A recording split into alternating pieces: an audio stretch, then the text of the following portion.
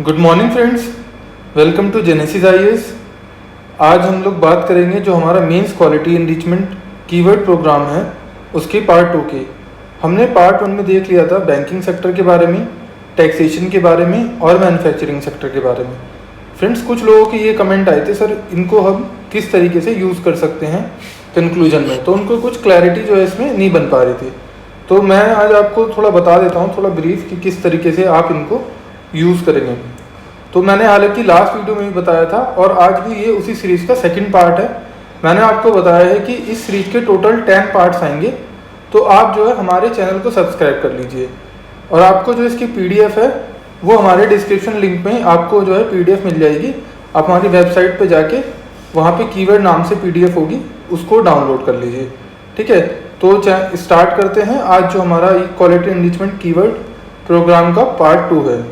ठीक है, तो आज हम लोग बात करेंगे बहुत इंपॉर्टेंट सेक्टर की, एग्रीकल्चर सेक्टर की। अब एग्रीकल्चर सेक्टर हमारे लिए मेंस में इतना इंपॉर्टेंट क्यों हो जाता है? क्योंकि इससे क्वेश्चन जो है GS1 में भी आते हैं, GS2 में भी आते हैं, GS3 में भी आते हैं, ठीक है, एंड GS4 में भी आते हैं। और आपको पता होगा जैसे कि हमारा जो एग्रीकल्चर सेक्टर है उसमें मोर देन 50% जो हमारे लोग हैं वो एग्रीकल्चर सेक्टर में वर्किंग हैं। तो इसमें किस तरीके से ये GS1 और 2 और 3 में जो ये करते हैं काम, वो मैं आपको बताता हूँ। जैसे GS1 में जो हमारा पोर्शन है ज्योग्राफी, तो उसमें जो फिजिकल रिसोर्सेज हैं, और जैसे हमारे रिसोर्सेज के बारे में बात करी जाए तो जैसे हमारा वीट कहाँ पे प्रोड्यूसिंग एरिया है, फिर हमारा जो बेसिकली मानसून है वो हमारे एग्रीकल्चर को इफेक्ट करता है, हमारा जो इरेगुलर मानसून होता है। ठीक है, तो इस तरीके से GS1 में भी क्वेश्चन इसके आते हैं। GS2 में जब आप बात करते हैं हम लोग, जब GS2 में हम लोग बात करते हैं कि जो पॉलिसी मेकिंग जो भी है उससे रिलेटेड जब बात करते हैं, या जैसे हमारे जो रिवर के डिस्प्यूट होते हैं, जो भी इरिगेशन होता है वो रिवर से लिंक होता है, तो उसमें क्या रहता है, जैसे तो वो लोग क्या करते हैं, जैसे इरिगेशन सही नहीं हो रहा है, जैसे कावेरी डिस्प्यूट चल रहा है, तो उसमें GS2 में काम आ जाता है। GS3 में तो फिर ये टॉपिक ही है स्पेशली एग्रीकल्चर और इन्वायरमेंट। और GS4 में जो हम लोग बात करेंगे कि हमारा जो पोवर्टी रिडक्शन हो नहीं पा रहा है, फार्मर सुसाइड कर रहे हैं, तो वहाँ पे भी आप इन सब कीवर्ड्स का यूज़ करेंगे। फ्रेंड्स, इन कीवर्ड्स को आप यूज़ कैसे करेंगे? जैसे इंट्रो में आप जो है इंट्रो लिखेंगे, आपकी जो बॉडी आएगी, बॉडी भी रहती है, एंड फिर आपका कंक्लूजन होता है। तो आपको जैसे इंट्रो में बोल सकते हैं कि जैसे कोई क्वेश्चन आ रहा है कि मतलब जो फार्मर की इनकम जो है वो अभी तक जो है डबल नहीं हुई है, तो उसके रेफरेंस में कोई क्वेश्चन आ रहा है। ठीक है, तो आप उसमें क्या बोल देंगे कि मतलब जैसे फार्मर में फार्मर की इनकम जो है डबल इस वजह से नहीं हो रही है, कैसे इंट्रो में इसको इंक्लूड कर सकते हैं? उसमें आप इस तरीके से बोल देते हैं कि farmers income is not being double due to the structural transformation is not being happening. Okay, as per the, आप उसमें ब्रैकेट में डालेंगे कि as per the NITI Aayog report. तो इस तरीके से आप इंट्रो में यूज कर सकते हैं। और बॉडी में जैसे जब आप लिखने जाएंगे, अगर मैं इस थर्ड वाले कीवर्ड की बात करूं 5 आइज की, तो आपको यहाँ से जो है 5 जो है पॉइंट मिल सकते हैं। 5 पॉइंट में जैसे आप देखेंगे इसमें इरिगेशन होता है, तो आप जैसे किसी अगर पर्टिकुलर सेक्टर की बात करेंगे, सपोज अगर मैं बात करूँ कि जो हमारा बेसिकली बोला जाए कि पंजाब रीजन जो है वो इतना जो है अभी डेवलप नहीं हो पा रहा है, उसमें जो है प्रोडक्शन जो है वीट का वो रिड्यूस हो रहा है, तो उसमें क्या रहेगा, तो हम बताएंगे उसमें जो इरिगेशन है वहाँ पे जो इरिगेशन कैसा इरिगेशन है, एक बेकार इरिगेशन है। ठीक है, तो और दूसरा अगर मैं इन्वेस्टमेंट की बात करूँ तो वहाँ पे अभी इन्वेस्टमेंट भी इतना ज़्यादा नहीं हो पा रहा है। हालांकि वहाँ पे इंफ्रास्ट्रक्चर अच्छा है, लेकिन इंफ्रास्ट्रक्चर जो है अकॉर्डिंग टू द टाइम सही नहीं हो रहा है। ये मैंने आपको एक एग्जाम्पल बताया, इसी तरीके से बहुत सारे एग्जाम्पल हो सकते हैं जिनको आप यूज़ कर सकते हैं। ठीक है, तो उनके थ्रू ही आपको, आपके पास जब आपको 5 आई रहेंगे तो आप उसमें कर सकते हैं। फिर जैसे इंश्योरेंस की बात करते हैं हम, तो जो हमारी फसल बीमा योजना है वो एक होना चाहिए। फिर हमारा जो इंटेंसिफिकेशन है वो करना चाहिए हमें, जिसमें कमर्शियल फार्मिंग आ जाता है और आपका जो है बल्क फार्मिंग आ जाता है। ठीक है, फिर हम लोग बात करते हैं कंक्लूजन की। कंक्लूजन में कैसे यूज़ करेंगे? फिर देखिए, कंक्लूजन सबसे इम्पॉर्टेंट है। मतलब ये देख लीजिए कि जो कंक्लूजन रहेगा, कंक्लूजन और वे फॉरवर्ड में ये कीवर्ड्स बहुत इंपॉर्टेंट होते हैं। अगर आपके 2 मार्क्स का जो अगर कंक्लूजन कैरी कर रहा है तो आपका हाफ मार्क्स जो है ना इन कीवर्ड्स का रहता है। और अगर आप टोटल क्वेश्चन देखें तो 20 जो है क्वेश्चन आते हैं, उसमें अगर आपने हाफ मार्क्स भी बढ़ा लिया तो आपके जो है 10 मार्क्स इंक्रीज हो गई। और 10 मार्क्स एक पेपर में इंक्रीज हो जाना तो समझ रहे हो आप 4 पेपर में आपके 40 मार्क्स ठीक है। तो आपके 40 मार्क्स तो मतलब पूरा मेंस में एक तरीके से बहुत बड़ा एक मार्जिन होता है। तो इसीलिए विशियस साइकिल से अवॉइड करने के लिए आप ये कीवर्ड्स को यूज़ कीजिए। चलिए अब हम एक एक कीवर्ड्स को डिस्कस कर लेते हैं। अभी हमने देख लिया कि कैसे आप इंट्रो में यूज़ करेंगे, बॉडी में यूज़ करेंगे और कंक्लूजन में यूज़ करेंगे। तो सबसे पहला कीवर्ड है वो होता है स्ट्रक्चरल ट्रांसफॉर्मेशन। स्ट्रक्चरल ट्रांसफॉर्मेशन क्या होता है कि जैसे हमारा जो एग्रीकल्चर है, अभी हमारी एग्रीकल्चर की जो मार्जिनल प्रोडक्टिविटी है वो क्या है हमारी, वो है 0। अब मार्जिनल प्रोडक्टिविटी क्या होती है कि सपोज अगर जैसे 4 लोग चाहिए किसी पर्टिकुलर काम करने को के लिए, ठीक है, लेकिन उसमें 10 लोग काम कर रहे हैं, तो इसमें क्या है कि जो 6 लोग हैं उनकी जो मार्जिनल प्रोडक्टिविटी है वो 0 है, क्योंकि 4 लोग से सफिशिएंट हो जाएगा। तो हमको क्या करना है, ये जो हमारे बेसिकली जो 6 लोग हैं इनको किसी दूसरे सेक्टर में ड्राइव करना है। खासकर अगर हम जो एलाइड सेक्टर में बात करें, जैसे आपके जो है हॉर्टिकल्चर होता है या आपका डेयरी फार्मिंग होता है, उसमें ला सकते हैं। तो हमको क्या हो जाएगा, स्ट्रक्चरल ट्रांसफॉर्मेशन आ जाएगा।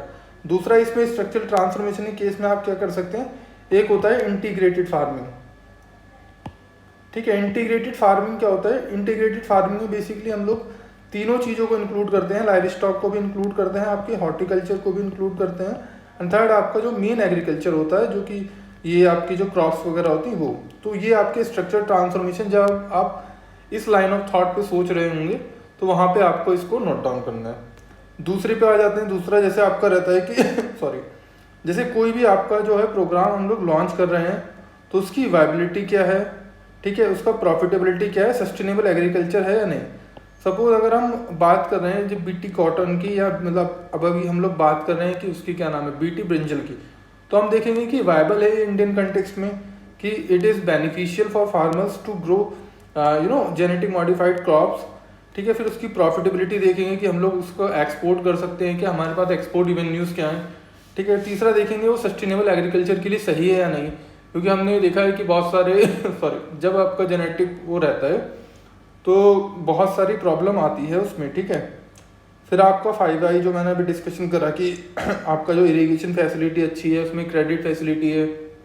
जैसे क्रेडिट फैसिलिटी के लिए अभी हमारा जो किसान विकास पत्र होता है, ठीक है, क्रेडिट कार्ड स्कीम होती हैं, वो सब होता है। फिर हमारा इंफ्रास्ट्रक्चर की बात करें तो जो हमारा बेसिकली कौन से इंफ्रास्ट्रक्चर की बात हो रही है, हाँ हो रही है मतलब पोस्ट हार्वेस्टिंग वाले की, जो जैसे कोल्ड स्टोरेज हो गया, ठीक है। फिर आपका क्या हो जाएगा, जो रोड नेटवर्क्स हो जाते हैं जैसे हमारा।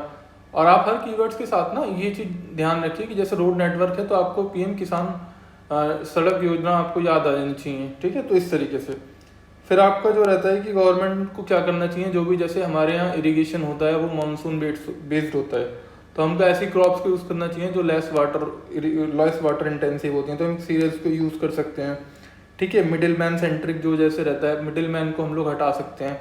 जो भी गवर्नमेंट अभी जो लॉ लेके आई है उसको भी देखिए, आप हमेशा ना किसी भी इशू के साथ इमोशनल मत होइए, क्योंकि आप जितना आप इशू के साथ इमोशनल होंगे ना, उतने आपके सक्सेस के चांस जो है वो कम है। आप क्या कीजिए, एग्जाम के पॉइंट ऑफ व्यू से पढ़ते रहिए बस, ठीक है। फिर जैसे इंस्टीट्यूशनल सेटअप, इसमें कीवर्ड्स आप यूज़ कर सकते हैं। फिर ये आता है कि नेशन विद बैकिंग बॉल।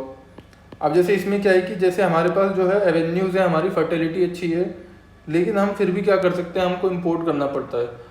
अभी जैसे जब हमारा ग्रीन रिवॉल्यूशन से पहले हमको जो सीड्स वगैरह इंपोर्ट करने पड़े थे, क्योंकि हमारी जो कंडीशन हो गई थी, फैमिन की कंडीशन हो गई थी 1962 में, ठीक है। तो हमको क्या है कि हमारी जो एग्रीकल्चर अगर स्ट्रक्चर्ड एग्रीकल्चर होती तो हम लोग उसको सस्टेन कर जाते और हम लोगों को जो है वो बाहर से इंपोर्ट नहीं करना पड़ता। फिर हमारे क्या, जैसे फर्स्ट जनरेशन लैंड रिफॉर्म तो हो गए, जिसमें आपका जो टीनेंसी रिफॉर्म हुए थे और आपका लैंड सीलिंग वगैरह हुआ था, ठीक है। लेकिन सेकंड जनरेशन कैसे होते हैं कि मतलब सेकंड जनरेशन लैंड रिफॉर्म हो गई कि मतलब जैसे उसमें क्या है कि जैसे जो कोऑपरेटिव फार्मिंग जो हमारा अभी भी नहीं हो पा रहा है, कि मतलब जैसे उसमें एस्पेक्ट था तो उसको स्ट्रेंथन करने के लिए तो वो हमको रिक्वायर्ड है। आपको नहीं पता हो तो वो सेकंड जनरेशन में लिख के आ जाओ। फिर जैसे ड्यूअल डिस्ट्रेस हो गया। ड्यूअल डिस्ट्रेस क्या हो जा रहा है कि मतलब एक तो फसल भी जो है नहीं हो पा रही है अच्छे से, और दूसरा क्या है कि ऊपर से लोन भी बढ़ा जा रहा है, क्योंकि किसान कहाँ से पैसे देगा जब तक फसल नहीं होगी। तो पहले फसल होनी चाहिए तभी तो लोन देगा। तो उस पर क्या हो रहा है कि उसका अपना खेती की भी बात नहीं हो पा रही है, लोन ऊपर से बढ़ा जाए। फिर जैसे ग्रीन रिवोल्यूशन, इसमें बोला गया है कि जो फर्स्ट ग्रीन रिवोल्यूशन जो हुई थी वो ये अपनी वेस्टर्न सेक्टर में हुई थी, नॉर्थ वेस्टर्न में। तो अभी क्या है कि सेकंड ग्रीन रिवोल्यूशन होनी चाहिए, और सेकंड ग्रीन रिवोल्यूशन में जो एस्पेक्ट हैं आपके जो हॉर्टिकल्चर भी आना चाहिए, ठीक है, जो हमारा एक्वाकल्चर है वो सब आने चाहिए, और जो एक ही ऑल इंडिया लेवल पे इक्विटी बेसिस पे होनी चाहिए। फिर आपको एक ये पॉइंट लिख सकते हो कि agriculture in the ICU through the various sector farmer society, एक पॉइंट लिख सकते हो। फिर इसमें आ जाता है डबलिंग द फार्मर इनकम, मतलब कोई आपने इनिशिएटिव बताया तो आप उसको लिख सकते हो कि हाँ it will help in the doubling the farmers income. फिर डिबिटाइजेशन होता है, जो डायरेक्ट बेनिफिट ट्रांसफ़र होते हैं, जैसे अभी क्या है कि हमने जो जैसे पहल स्कीम में करा है, और जो अभी मनरेगा में भी हम लोग देख रहे हैं कि वो कर सकते हैं, तो वो बहुत अच्छा इनिशिएटिव है। फिर हमारा क्या है कि एवरग्रीन रिवॉल्यूशन, हमको ऐसा नहीं है कि एक पर्टिकुलर प्रोग्राम चलाया है, हमको एवरग्रीन रिवॉल्यूशन पे बात करना चाहिए, ऐसे मेजर्स लेने चाहिए जो कि लॉन्ग टर्म सस्टेनेबल हों, ठीक है। अभी जैसे हमने यहाँ पे ग्रीन रिवॉल्यूशन तो कर दिया था पंजाब में, लेकिन आपने देखा होगा कि बहुत ज़्यादा अभी वहाँ पे क्या है कि उसकी प्रॉब्लम आ गई है, लैंड फर्टिलिटी बहुत रिड्यूस हो गई है, वहाँ पे सॉल्ट वगैरह बहुत ज़्यादा हो गया है। फिर आपके इसमें आ जाता है कीवर्ड जो आपका sessional uncertainty and uneven distribution. अब जैसे सेशनल अनसर्टेनिटी क्या रहती है कि जैसे इसमें क्या रहता है seasonal uncertainty and uneven distribution. तो इसमें बेसिकली क्या रहता है कि जैसे हमारा जो हमारी जो फार्मिंग होती है वो क्या है मॉनसून बेस्ड है, तो हमारा क्या है इसी टाइम में जो है फार्मिंग होती है, तो हमको क्या करना चाहिए इरिगेशन सेटअप बहुत अच्छे से लगाने चाहिए, जिससे क्या है कि जो हमारे जो नॉन मानसून सेशंस होते हैं उसमें भी अच्छे से फार्मिंग हो सके। तो आपको मतलब जैसे आप मानसून पढ़ रहे हो ना, तो ये कीवर्ड्स आपके दिमाग में आ जाने चाहिए। आप इसको कुछ नहीं, मेन से पहले अपना एक बार रिवाइज कर लो, ठीक है, और जब आंसर राइटिंग कर रहे हो ना तो आप उसमें धीरे धीरे आपके अंदर एक हैबिट इनकलकेट हो जाएगी आपको इन कीवर्ड्स को डालने की, ठीक है। फिर ये आ जाता है, तो वही हो गया फेमिनाइजेशन ऑफ द एग्रीकल्चर। जो हमारा एग्रीकल्चर होता है बेसिकली वुमेन बेस्ड होता है। हमने ये चीज़ देखी है कि जो वुमेन है वो जो है एग्रीकल्चर में बहुत ज़्यादा पार्टिसिपेट करती हैं। दूसरा चीज़ ये रहता है कि जो हमारा एक ये भी देखा गया है जो अनएम्प्लॉयमेंट रेट है वुमेन का, वो अर्बन एरिया में ज़्यादा है as compare to rural area, क्योंकि रूरल एरिया में वुमेन जो है एग्रीकल्चर में पार्टिसिपेट करती हैं। तो इसको फेमिनाइजेशन ऑफ एग्रीकल्चर को और कैसे हम अच्छे से इम्प्रूव कर सकते हैं, तो वो चीज़ हमको पता होनी चाहिए।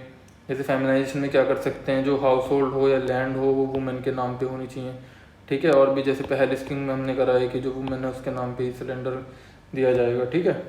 अब हम लोग बात करते हैं जो डिपेंडेंसी सिंड्रोम है, कि जैसे क्या रहता है कि हम लोग रह जाते हैं कि जो फार्म वेविंग होती है ना, कि हम लोग क्या सोचते हैं कि हम लोग बस अच्छे से खेती नहीं करेंगे, और जब गवर्नमेंट जब इलेक्शन आएगा तो जो भी ये रहेंगे क्या नाम है जो भी लोन वगैरह रहेगा उसको माफ़ कर देगी, तो हम लोग गवर्नमेंट पर डिपेंड हो जाता है, हम लोग अच्छे से खेती नहीं करते।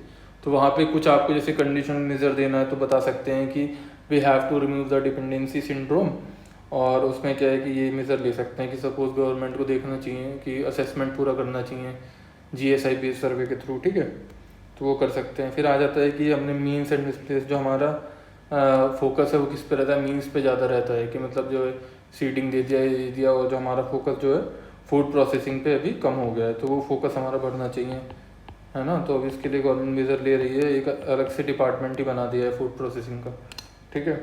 फिर आपका हॉर्टी टूरिज़्म बोला जाता है। हॉर्टी टूरिज़्म बेसिकली ये बोल रहे हैं कि जो भी हमारी हॉर्टिकल्चर वेजिटेटिव क्रॉप्स होती हैं उसको एक्सपोर्ट करा जाए, ठीक है।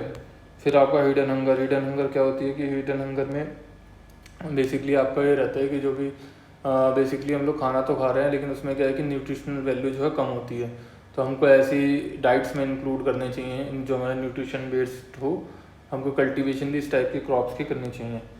फिर आता है एक हमारा जो है नेट वाटर एक्सपोर्ट कंट्री, ठीक है। ये हमारा जो है क्या है कि नेट वाटर हम जो है वाटर पॉजिटिविटी है। अभी आपने एक सुना होगा रिसेंटली न्यूज़ में कि जो है जो भी हमारा प्रोडक्ट बनाई करेगा उस पर क्या है कि ये लिखा जाएगा कि हाँ ये जो प्रोडक्ट है इसमें जो है वाटर कितना यूज़ हुआ है, तो उससे हम लोग वाटर को मैनेज कर सकते हैं। वाटर स्केर्सिटी एक बहुत ही इंपॉर्टेंट टॉपिक है UPSC का, जिस पे जो है क्वेश्चन पूछे जा रहे हैं, ठीक है। फिर हमारा क्या नेट एक्सपोर्ट ऑफ नॉलेज होना चाहिए, हमको स्किल बनाना चाहिए, सीड बनाने चाहिए।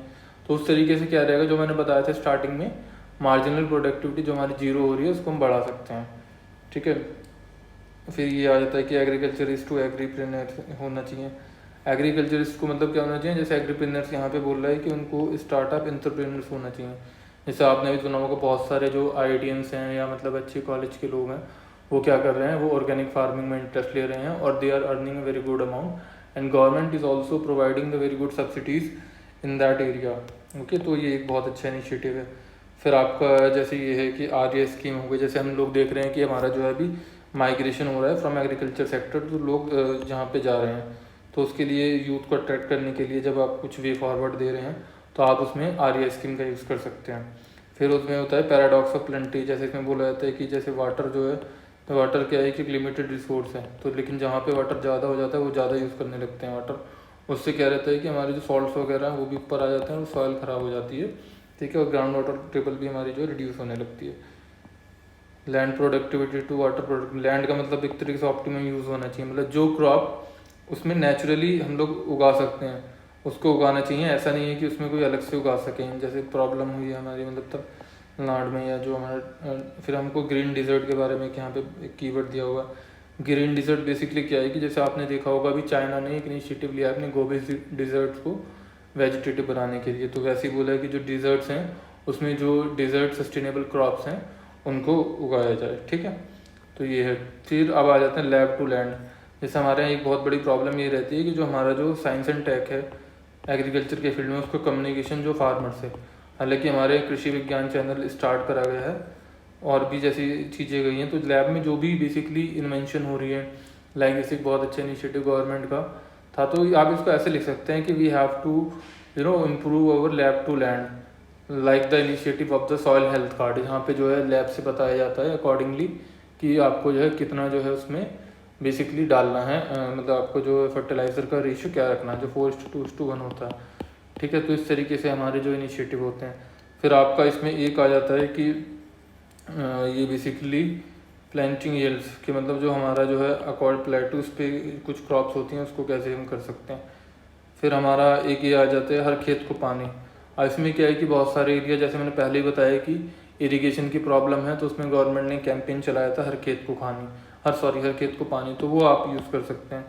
फिर इसमें एक आ जाता है कि यूनिवर्सलाइजेशन ऑफ जैम, जो मैंने बताया था कि जो जनधन होता है, आधार होता है, उसके थ्रू होना चाहिए, तो जिससे कोई क्राइसिस सिचुएशन आ जाए, जैसे भी कोरोना में आपने देखा होगा कि जो सब लोगों को 500 रुपीज़ जो है ट्रांसफ़र करे गए थे मंथली बेसिस पे, तो इस तरीके से हम इनका यूज़ कर सकते हैं जिससे उनमें डिस्ट्रेस ना हो।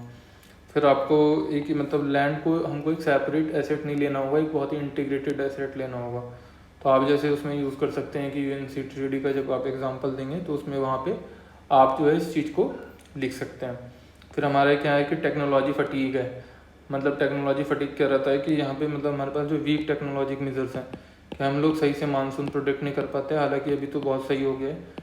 हालांकि हमारा जो नेचर है, ज्योग्राफी है, वो इस तरीके की है जो इस चीज़ में थोड़ा प्रॉब्लम करती है, बट लेकिन फिर भी हमारी जो टेक्नोलॉजी इतनी एडवांस है, जैसे हम लोग अभी कर रहे हैं, इसराइल से बात कर रहे हैं, क्योंकि इसराइल की जो इरिगेशन फैसिलिटी है बहुत ही वीक है, लेकिन फिर भी जो है इसराइल जो है बहुत ही अच्छे जो है क्या कर रहा है, अपना क्रॉपिंग कर रहा है।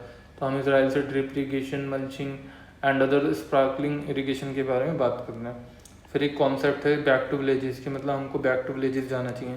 बैक टू विलेजेस से इसमें यहाँ पे क्या हो रहा है, जो हमारा माइग्रेशन हो रहा है विलेजेस से उसको रिड्यूस करना चाहिए, जैसे भी बात करें हमने पीछे आर्या स्कीम के थ्रू। फिर हमको 5F, जब आप जैसे 5F बना रहे हैं ना, तो आप वहाँ पे एक मतलब स्टार टोपोग्राफी भी बना सकते हैं कि मतलब आप इसको इस तरीके से लिख सकते हैं। अब यहाँ पे आप जब 5F लिखेंगे तो यहाँ फूड लिख दीजिए, क्योंकि देखिए प्रेजेंटेशन बहुत इंपॉर्टेंट हो गई है आज की डेट में। फाइबर लिख दीजिए, फ्यूल लिख दीजिए, और यहाँ पे फिर ये फाइन केमिकल। तो इस तरीके से आप दिखा देंगे तो बहुत अच्छा लगेगा कि हमको ये जो मेजर लेने चाहिए इस सेंस में। फिर आपका जो अन्नदाता तो ऊर्जादाता, जैसे हमारी अभी स्कीम चल रही है कुसुम स्कीम, जिसमें क्या है कि उनको जो है सोलर ग्रिड लगाने चाहिए, और जो भी एडिशनल उनका जो सोलर जनरेशन होगा उसको गवर्नमेंट प्रोक्योर करेगी एंड उसका पेमेंट करा जाएगा। तो आप इस तरीके की स्कीम को देख सकते हैं, बहुत अच्छी रहती हैं। फिर एक रहता है nothing green about green revolution, ये ग्रीन रिवॉल्यूशन की क्रिटिसिज्म में आप ये पॉइंट डाल सकते हैं, ठीक है। तो ये इंपॉर्टेंट कीवर्ड्स थे एग्रीकल्चर के। आप इन कीवर्ड्स को 2-3 बार देख लीजिए और अपने आंसर में जो है ना इनकलकेट कीजिए, ठीक है। तो उससे क्या रहेगा, आपका जो आंसर एक यूनिक लगेगा, एक IAS लेवल का आंसर लगेगा, ठीक है। अब हम आ जाते हैं हमारे जो ये सेक्शन है जो हमारा है यूथ एंड स्किल डेवलपमेंट। अब यूथ एंड स्किल डेवलपमेंट में क्या है, जैसे हमारे एक डेमोग्राफी बहुत इंपॉर्टेंट एस्पेक्ट है, जो कि आपका मैं जब भी बात करूँगा पेपर की पॉइंट ऑफ व्यू से बात करूँगा, ठीक है। तो जैसे अभी GS1 में आपका आता ही है कि पोवर्टी होता है, डेवलपमेंट की बात हो रही है, ग्लोबलाइजेशन की बात हो रही है। हम लोगों को बोला भी जाता है कि we are the global brains और the finest brains of globe. तो ये सब देखा जाता है। हालांकि वो केवल IITs तक या मतलब कुछ प्रीमियम कॉलेजेस तक ही लिमिटेड है, तो हम कैसे उसको बढ़ा सकते हैं। फिर GS2 में बात करी जाती है, जैसे हमारा पॉलिसीज़ के रिगार्डिंग। फिर GS3 में आपका आ ही जाता है इकोनॉमी प्लानिंग, तो उसमें तो डेवलपमेंट के लिए तो आपको जो है यूथ की रिक्वायरमेंट होती है, ठीक है। तो अब देखते हैं इसी के बारे में। और हमारे यहाँ भी जैसे बात चल रही है, स्किल की बात चल रही है, जैसे हमारा जो अभी देखा गया है जो अनएम्प्लॉयमेंट है वो क्या है 6% ऑल टाइम हाई था, ठीक है, 45 ईयर्स के। तो अभी हमारे यहाँ क्या है कि डेमोग्राफिक बल्ज है। डेमोग्राफिक बल्ज क्या हो जाता है कि मतलब हमारा जो डेवलपमेंट है डेमोग्राफिक है वो कुछ ही एरिया में लिमिटेड है, और दूसरे एरिया जो हैं हमारे जो है बेसिकली वो इतने ज़्यादा डेवलप्ड नहीं हैं, तो हम वहाँ पे दिखा सकते हैं। तो हमारा क्या है कि जो हमें को स्प्रेडिंग करनी चाहिए वो पॉलिसीज़ होनी चाहिए, वो अकॉर्डिंग टू स्पेसिफिक एरिया होना चाहिए, रादर देन एक पर्टिकुलर एक यूनिवर्सल फॉर्म में होना चाहिए। नहीं, वो जो कॉन्सेप्ट है ना वन साइड फिट्स ऑल, वो वाला कॉन्सेप्ट नहीं लगाना चाहिए। फिर हमारे यहाँ डेमोग्राफिक डिवाइडेंड जो है वो एक हमारे यहाँ कॉन्सेप्ट है, तो आप ये वर्ड यूज़ कीजिए अपने आंसर्स में। फिर आपका ये कहा जाता है सॉफ्ट डिप्लोमेसी। सॉफ्ट डिप्लोमेसी क्या होती है कि जैसे आप हम लोग क्या है कि सिंगापुर हो गया या जैसे अलग अलग कंट्रीज़ हो गई जहाँ पे जो है हमारे बेसिकली जो हमारा यूथ है वो वहाँ पे जाकर अर्निंग करता है, ठीक है। तो हम लोगों को जैसे USA में अभी हम लोग सॉफ्ट डिप्लोमेसी के थ्रू बात करते हैं। जैसे हमारा हमारा एक अभी इशू चल रहा है, जो हमारा B1 वीज़ा होता है उस पर एक इशू चल रहा है, ठीक है। तो हम उसको सॉफ्ट डिप्लोमेसी के थ्रू सॉल्व कर सकते हैं, ठीक है। फिर हम बोल रहे हैं कि जैसे हमारे टोक्यो यूनिवर्सिटी से हम बोल रहे हैं कि अभी बहुत सारी जो फॉरेन यूनिवर्सिटी हैं वो इंडिया में आके अपना जो सेटअप करना चाहिए, जिससे जो यहाँ के यूथ को भी एक क्वालिटी एजुकेशन मिल सके, ठीक है, along with our own quality institution. तो वो उन सब के लिए क्या रहता है कि सॉफ्ट डिप्लोमेसी बहुत इंपॉर्टेंट हो जाती है रोल, ठीक है। फिर वो cultural subtle versus brain drain. अब इसमें क्या रहता है कि जैसे हम लोग ब्रेन ड्रेन की बात करते हैं कि डिबेट चलती है, तो इसमें क्या है कि बट इससे हमारा क्या है कि फॉरेन वो भी आ रहा है ना, एक हमारा वो लोग रेमिटेंस भेजते हैं, तो इंडिया जो है लार्जेस्ट रेमिटेंस कंट्री है। तो ऐसा नहीं है कि ब्रेन ड्रेन हो रहा है, बट हमारे यहाँ बस ये है कि जैसे जो भी हमारे सेक्टर स्पेसिफिक हैं उसमें हम लोगों को क्या कर सकते हैं, हम लोग उनको मतलब कुछ पर्टिकुलर टाइम पीरियड के लिए they have to serve in India. और हालांकि बहुत सारे लोग करते भी हैं, आप मतलब देखिए कि इतने बड़े बड़े जैसे रघुनंदन ये थे, ये भी फॉरेन स्टूडेंट थे, बट लेकिन इन्होंने क्या करा, इंडिया में गवर्नर का रोल प्ले करा, और जो बहुत सारी पॉलिसी मेकिंग में और रिसर्च में ये जो है अपना इनिशिएटिव देते रहते हैं। ऐसे बहुत से लोग हैं, और ये हमारे क्या रहते हैं, ये हमारे जो सॉफ्ट डिप्लोमेसी के एम्बेसडर भी होते हैं। जैसे यूनेस्को में या ICJ में कोई हमारे जज हैं, तो ये हमारी जो है बहुत अच्छी हेल्प करते हैं, जो एक हमारी बात जो है जब इंटरनेशनल लेवल पर होती है तो उसको एक हमारी वैल्यू क्रेडिबिलिटी बनाते हैं। फिर आपका आ जाता है golden mean between ideological rigidity. इसमें क्या रहता है कि what are the golden means जो हैं वो कर सकते हैं, ठीक है, कि हमको क्या है कि एकदम एक्सट्रीम पे नहीं जाना है कि हाँ हम लोग अब IITs खोल देंगे हर जगह, क्योंकि हम लोगों को हर तरीके की स्किल चाहिए। हमको ऐसी स्किल भी चाहिए जो प्रॉब्लम सॉल्व कर सके, और हमको ऐसे कॉलेजेस भी चाहिए जो कि हमारे जो है जॉब्स में काम कर सकें फैक्ट्रीज़ में, और हमको ऐसे लोग भी चाहिए। और सब हम मतलब 1.3 बिलियन पीपल्स हैं, तो हमारे पास इतने रिसोर्सेज भी नहीं है कि हम एक साथ सबको क्वालिटी एजुकेशन प्रोवाइड कर सकें। और ये हमारी जो है इकोनॉमी की नीड भी नहीं है। हमको मतलब एक क्या चाहिए बेसिकली, एक हाइब्रिड हमको एक हाइब्रिड सिस्टम चाहिए जहाँ पे हमारे हर तरीके के लेवल हो। तो उसमें बात करी गई है कि हमको गोल्डन मीन को फॉलो करना चाहिए, रादर देन कि हमको एक एक्सट्रीम पे जाना चाहिए, ठीक है। फिर आपको आ जाता है कि winner takes it all. Winner takes it all के बारे में बात करते हैं, मतलब हमको जो है कि मतलब जो हारने वाला बंदा है बेसिकली, या कोई फेल हो गया तो हमको उसको निराश नहीं करना है, ठीक है। ऐसा नहीं है कि मतलब जो भी जैसे जीत रहा है वही सब कुछ ले जा रहा है, तो ये चीज़ गलत है। तो हमको क्या करना चाहिए, जो भी हमको अपनी मिस्टेक से लर्निंग करना चाहिए, ठीक है, कि ऐसा नहीं है कि मतलब जो जीता है वही सही है, हारा है उससे बहुत सारे एस्पेक्ट्स होते हैं। जैसे एडिसन ने भी बोला था कि आई नो द, जब वो 1200 टाइम्स फेल हुआ था, कि मतलब मेरे को ऐसे मेथड्स पता हैं कि जिनसे बल्ब नहीं बन सकता, ठीक है। फिर आपका एक होता है कंस्ट्रक्टेड हैप्पीनेस। कंस्ट्रक्टेड हैप्पीनेस जो है वो 21st सेंचुरी का एक बहुत इंपॉर्टेंट टॉपिक है, ठीक है। क्यों ये इतना इंपॉर्टेंट टॉपिक है, क्योंकि इसमें क्या रहता है बेसिकली, इसमें रहता है कि आपका जो है हेल्थ होना चाहिए, पुअर्टी नहीं होना चाहिए, एक हैप्पीनेस होना चाहिए, क्वालिटी आवर्स होने चाहिए आपके। ऐसा नहीं है कि आप 14 घंटे तक वर्क में काम कर रहे हैं, ठीक है। तो आप जैसे कोई भी एक्ट्स वगैरह रिफर कर सकते हैं, जैसे फैक्ट्री एक्ट हो गया या कोई और एक्ट, ठीक है। तो ये बहुत इंपॉर्टेंट रहता है। फिर आपका एक आता है फॉर्मल डेमोक्रेसी, एक आता है सब्सटैंशिएटिव डेमोक्रेसी। तो हमको क्या करना चाहिए, जो हमारी सब्सटैंशिएटिव डेमोक्रेसी पे ज़्यादा फोकस करना चाहिए। फॉर्मल डेमोक्रेसी होती है जैसे आपने इलेक्शन करा दिया और आपने लीडर चुन लिया, ये फॉर्मल डेमोक्रेसी होगी। सब्सटैंशिएटिव डेमोक्रेसी होती है जब मतलब जो है लोग पार्टिसिपेट कर रहे हैं, पीपल पार्टिसिपेट कर रहे हैं, ठीक है, तो वो उसकी सब्सटैंशिएटिव डेमोक्रेसी होती है। ठीक है, अब जैसे मैं बात करूँ इसमें basically life cycle based approach, जो मैंने वही बताया कि मतलब जैसे पुअर्टी होगी तो हेल्थ भी ख़राब होगी, तो हेल्थ भी ख़राब होगी तो क्या होगा, बंदा जॉब पे नहीं जा पाएगा, उसकी अर्निंग नहीं होगी तो फैमिली में सुसाइड्स वगैरह होंगे, ठीक है, सुसाइड्स वगैरह होंगे, फिर इकोनॉमी में अच्छा लेबर नहीं मिल पाएगा, फिर लेबर नहीं मिल पाएगा तो इंडस्ट्री यहाँ से चली जाएंगी एंड ये फिर से क्या करेंगे, पुअर्टी को वो कर देंगे, पुअर्टी बढ़ा देंगे। तो ये विशेष साइकिल हमको क्या लेनी चाहिए, बेसिकली हमको लाइफ साइकिल बेस्ड अप्रोच रखना चाहिए सारे फैक्टर को कंसिडर करके, ठीक है। फिर आपको आ जाता है स्मार्ट फैक्ट्री गिग इकोनॉमी, जैसे अभी बहुत चल रहा है गिग इकोनॉमी। इसमें क्या रहता है बेसिकली, ये एक तरीके से इनफॉर्मल इकोनॉमी होती है बेसिकली, जहाँ पे जो क्या रहता है कि लोग जो है मतलब अपने अकॉर्डिंगली वर्क डिसाइड करते हैं, अपनी जो स्किल्स के अकॉर्डिंगली वो क्या करते हैं, वर्क करते हैं। मतलब हाँ ठीक है, वो प्रोजेक्ट बेसिस पे काम करा जाता है कॉन्ट्रैक्चुअल फॉर्म में, इसमें कोई ऐसी परमानेंट जॉब वाला सिस्टम नहीं होता। इससे क्या रहता है कि जो भी अपना स्किल बेस्ड जॉब होता है तो लोग स्किल को ज़्यादा सीखने में प्रेफरेंस देते हैं, और ये भी एक ट्रेंड बन रहा है। आपने बहुत सारी ऐप देखी होंगी जैसे अपग्रेड वगैरह, तो ये लोग इस चीज़ के बारे में बताते हैं।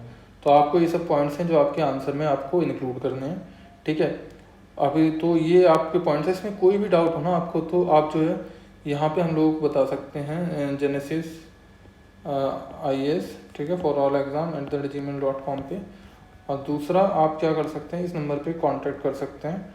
हमारे ये यूट्यूब चैनल को सब्सक्राइब कर लीजिए, जो भी आगे बचे हुए हमारे 8 पार्ट्स हैं वो यहीं पे अपलोड करे जाएंगे, ठीक है। और अब आप हमारी वेबसाइट पे जाके जो है इसकी PDF जो है वो डाउनलोड कर सकते हैं और इसको अपने फ्रेंड्स वगैरह के साथ शेयर कीजिए, लाइक कीजिए, ठीक है। ये एक इनिशिएटिव है IIT एल्यूमिनस का, तो ये बहुत अच्छा रहेगा, ठीक है। थैंक यू, धन्यवाद। टेलीग्राम चैनल को ज्वाइन कर लीजिए और जो इस नंबर पे कांटेक्ट कर सकते हैं हमारी मेंस आंसर राइटिंग सीरीज़ को ज्वाइन करने के लिए। Thank you.